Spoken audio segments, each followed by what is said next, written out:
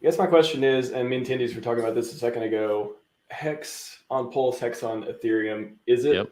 we say airdrop, but is Hex going into Pulsechain, is that more, should we think of it more as a migration? Should everyone think of it as a migration? In a video, Richard Hart is asked about Hex and Pulse, and whether Hex going into Pulsechain should be considered a migration. He responds by saying that while it can be called a migration, there will always be a market for Hex on Ethereum, and people's trading decisions will greatly affect the price. He warns people to be careful when picking their side as it could affect the price. He also mentions that Hex on Pulsechain could be worth twice as much as Hex on Ethereum or half as much, and that no one knows what the market will think as it has never been done before. The man is also asked if Hex is a security, and he responds by explaining the legal definition of what a security is, as well as mentioning the Securities and Exchange Commission and its role in protecting people from scams. However, he notes that even with regulations, there have been cases of scams authorized by the SEC, and that volatility does not necessarily mean a scam. Nice to meet you, sir, by the way. Pleasure. I guess my question is, and me and Tindy's were talking about this a second ago, Hex on Pulse, Hex on Ethereum, is it, we say airdrop, but is Hex going into Pulsechain, is that more, should we think of it more as a migration? Should everyone think of it as a migration and it being the Hex? No, because you could get wrecked. So like, how do you know? I don't know what everyone's going to do. I think Pulsechain is going to kick Ethereum's butt, but let's see.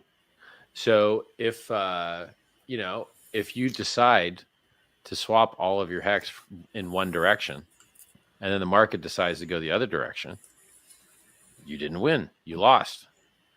And so like, I think in theory that, Hex on Pulsechain should be more valuable, but I don't really know. Like, we have to find out what everyone else thinks, So if it, like, you could call it a migration if, like, I don't think a migration is the right word. I think there's always going to be a market for Hex on Ethereum. And as long as there's liquidity and people are trading it, the market is going to be there. And so I just like,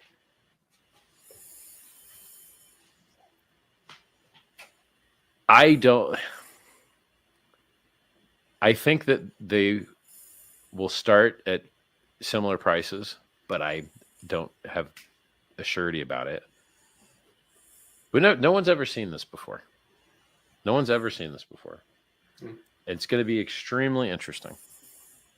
So I like, basically what I would feel comfortable saying is, you don't know what everyone else is going to decide, and what everyone else decides greatly affects the price.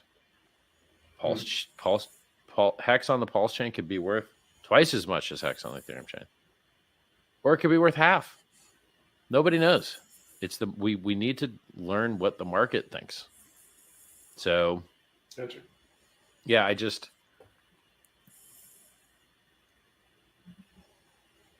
I wish I could predict with perfect certainty what the future holds for things that have never been done before.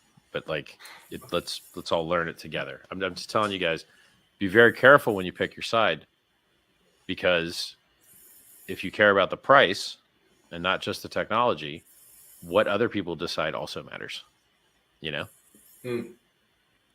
Very good. So like some people think that like the Ethereum Hex is going to like drop and the Pulse Hex is going to go up a lot. Yeah, maybe, or maybe not. I don't know. Let's see.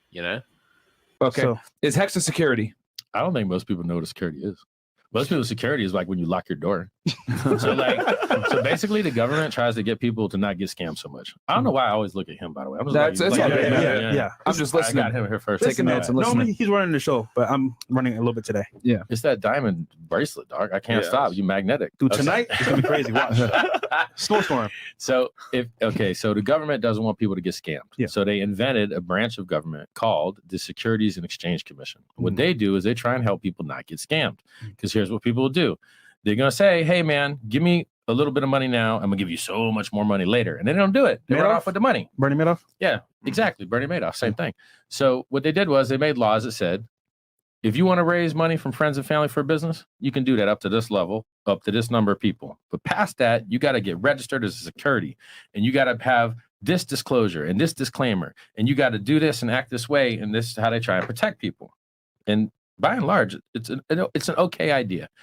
Is some things that ain't that good about it. Like you couldn't have bought Facebook because you weren't an accredited investor. Right. So if Zuckerberg came to you and was like, "Yo, man, you want to get in on Facebook? We're doing our B round." No, you can't. You're not an accredited investor. So what's accredited investor? It means that you've got millions of dollars, and if you get burnt, you ain't getting kicked out of your house. You're still all right. But the problem is the people that need those mad gains, they're not accredited, so they don't get the mad gains. Yeah. And so the rich get richer, the poor stay poor. It's not beautiful. It's really not great. But the problem is a lot of these poor people are so stupid. The government is trying to do the right thing and trying to get them to not get scammed. Yeah. But it don't work because even the SEC authorized scams. Bernie Madoff was the chairman of the board for NASDAQ, and he was scamming. Wow. Yeah. Enron, SEC licensed, scam. Theranos, SEC licensed, scam. Just because you filled out some disclosures and some paperwork, it don't mean it's not a scam. And a lot of these things, the prices go down. Now look, Amazon went down 95% in the year 2000. Was it a scam? No. It's half all commerce in the United States. And so volatility doesn't mean scam. So when he's asked if HEX is a security, here's the legal definition of what a security is. This is when the SEC controls you. The SEC controls you if you give money to a common pool with the expectation of profit solely from the work of others. But then they try to water it down. That's law. That's precedent. That's case law. But then they try to water it down and broaden it and increase their control with little regulations that didn't really have case law. So then they said things like, was there critical managerial entrepreneurial effort? That's an add-on. That's not in the Howey test. That's just an add-on. And then they also have something called a family likeness test. So the thing you built, what's it most alike? So in HEX, what's it's most like is Bitcoin. It's just Bitcoin with a proof of work change. In Bitcoin, you blow up the environment, you get to mint yourself free inflation. In HEX, you lock up your coins, delay gratification, hold that price up, you get to mint yourself free inflation. So there's no middleman. There's nobody that gives it to you. So there is no profit from the work of others because you do your own labor. You mint your own coins. You mint your own rewards. No one else in the world can do it for you. And it launched by their language, sufficiently decentralized. Bunch of different front ends, totally complete, no necessary to work anybody else. It's already finished. It's done. It's locked and done. Wow. And here's what's beautiful about that. People get bored of games. So you buy an NFTs, that's a little bit like a game. People get bored of that. Yeah. Good price go down. Bored of it. Hey, man. I'm bored of it. You know what I'm saying? You know what I'm saying? There you go. That was a good one. So, but things that is like, people never get tired of having more later.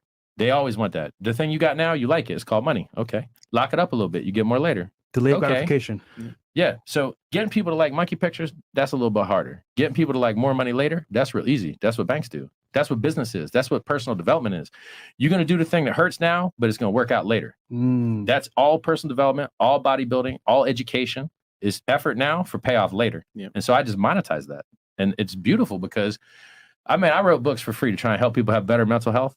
And my books didn't do nothing for people compared to what the currency did. Because now it got people to focus on the future. Suicidal people ain't suicidal now because they have something to look forward to. Wow. I didn't expect that. Yep. I didn't design that. The people say I made crypto fun again. I'm like, what? I just want everyone to get rich. I didn't design this to be fun. That was like lucky. Like accidentally, some things happen that you can't program them, and they just happen, and you're lucky that way. I didn't know mental wellness was going to come out of this product. I really didn't know it. But so many products and applications and websites and front ends have been built by the community, like organically, like even without financial incentive to do so, just because the ecosystem thrives from the community participation, even though the product and Richard's design is 3 years old, 100% uptime, something that we can trust and we believe in and we care about. A lot of people do a better job promoting HEX and understanding it than I do, which is crazy because I invented it and pretty good at marketing things and selling things. So I think Matty Allen does a better job talking about giving yourself a gift in the future, like teleporting it through time using the time locking. I think there's guys that focus better on the share price mechanism and, getting the best rate that you can for your T shares and focusing on T shares. I should focus a lot more on T shares. I should focus a lot more on share price. I don't think the other guys watching even know what a T share is. That's my fault, So basically a T share is like a Bitcoin miner. You want to mint new Bitcoin, you must buy Bitcoin mining hardware to do it. You want to mint new Hex, you must have T-shares to do it. Okay, what are T-shares? You get your Hex, you lock it up. The longer you lock, the more shares you get. The larger you lock, the more shares you get. But longer counts a lot more than larger, like a lot more. And so the earlier that you get in, the better, the more T-shares you get per Hex base rate, and then that only goes up over time. So the amount of T-shares that you can get for a one-day stake only goes down over time. You will always get less forever. It will always be more expensive in Hex terms forever, which is how we simulate compounding interest. So you always have more than the new guys for the same input because they always will get less. And so, you know, and then Kareem with his Dream Wallet, a lot of other guys have visualized and seen other angles that are probably more effective than my own. You know, I tend to focus a lot on the price chart, and everyone that's, you know, staked and locked up, they don't care what the price is right now. They're not even liquid. You know, it's like they care, but like they don't really care. It's so, I would like to evolve and get better in showing the nuances and intricacies and wonderful design, much of it that was on purpose, and some of it was really great luck.